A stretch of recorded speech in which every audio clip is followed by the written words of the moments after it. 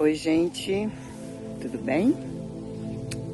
Olha só, 23ª semana. Qual o tema? Entre espetáculos e danças. Eu quero ler para vocês algo que eu coloquei aqui no devocional, que tem aí no seu devocional, né?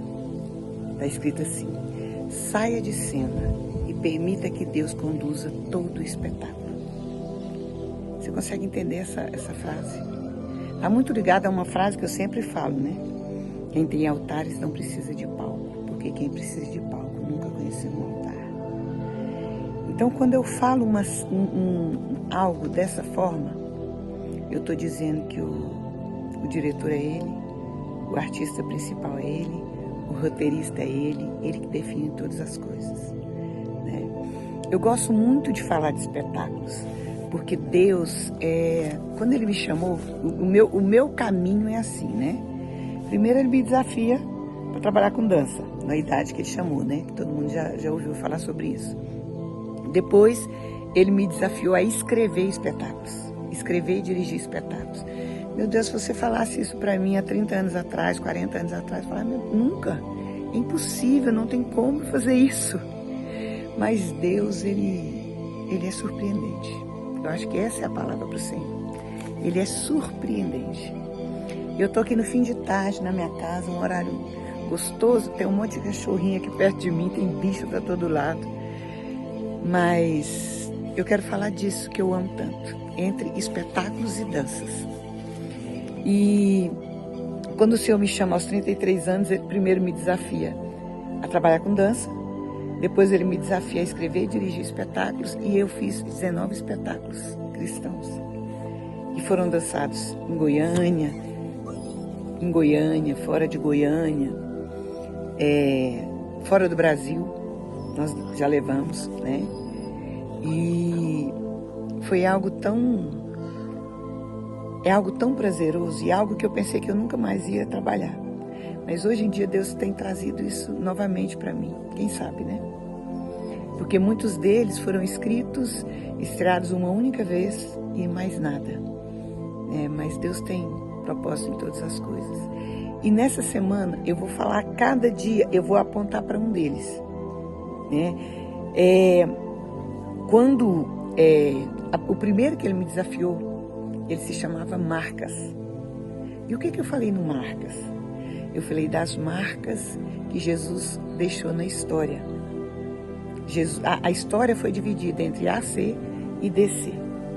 AC antes de Cristo e DC depois de Cristo. E sempre que eu falo disso, eu sempre faço uma pergunta, um comentário, uma pergunta. A minha vida tem que ser igual à história. A minha vida, AC e DC, tem que ser diferente. Antes de Cristo eu vivi uma coisa, eu criei algumas coisas, eu caminhava por um caminho. Depois de Cristo, tudo se faz novo. Então tudo muda. E a pergunta que eu te faço é, a sua vida, AC e DC, é diferente? Ou tem se mantido da mesma forma? Eu acho que é uma pergunta que vale, né? Então esse foi o primeiro espetáculo, o Marcas. Depois eu falei sobre a quinta estação. O que é a quinta estação? Nós trabalhamos um paredão de 4,80 metros. E as meninas escalavam montando um quebra-cabeça. Eu já falei, né, que eu amo quebra-cabeça. Não podia faltar num dos meus espetáculos. E eu montei um quebra-cabeça desse tamanho. E durante o espetáculo elas montavam. E no final, o que se formava ali? Se formava as 4 estações do ano. E no meio tinha uma porta. Essa porta, ela dava para o céu. Então o que é a quinta estação? A quinta estação é um lugar que o coração do homem busca. É a eternidade. Essa é a quinta estação, que eu fiz essa comparação com a natureza, com as coisas da natureza, com os climas, né? As estações primavera, verão, outono e inverno. Mas eu chamei de quinta estação aquele lugar que todos nós buscamos. É a eternidade com Cristo. No ano seguinte, nós fizemos o Águas. O que é o Águas? O Águas, eu fiz uma comparação de Jesus, a água da vida, com o que nós temos feito da água do planeta. A água do planeta tem sido destruída. O nosso planeta são 70% de água, nós temos 70% de água dentro de nós. E nós temos tratado a água do planeta como se ela fosse infinita. Tratar a água do planeta como se ela não tivesse fim. Tratar da água do planeta de qualquer forma. Isso nós fazemos com a água da vida que é Jesus. Isso nós fazemos em não buscar a água que corre do lado direito do trono de Deus. Então eu fiz uma comparação eu contei sobre a falta da água, sobre o excesso de água, sobre o descaso com a água, né? E eu fiz uma comparação com aquilo que nós temos feito com Jesus. E vale a pergunta, né? Será que nós temos buscado a água viva que Jesus falou lá em João 4 para a mulher samaritana? Se você soubesse quem te pede água, porque a água que eu lhe der fará jorrar em você uma água, e você nunca mais terá sede, é uma água que não tem fim.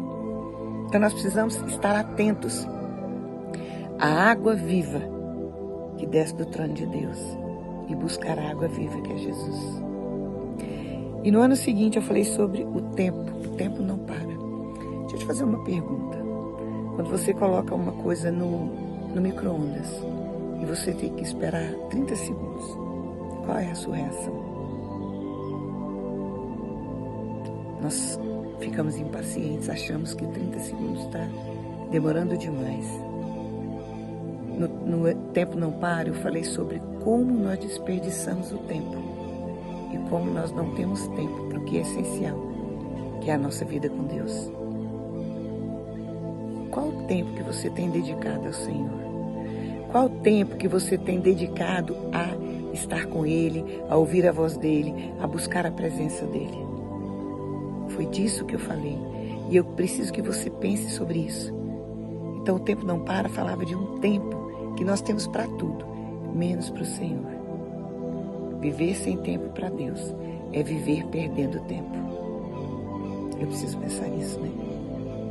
E no ano seguinte, eu fiz um espetáculo infantil chamado Operação Resgate.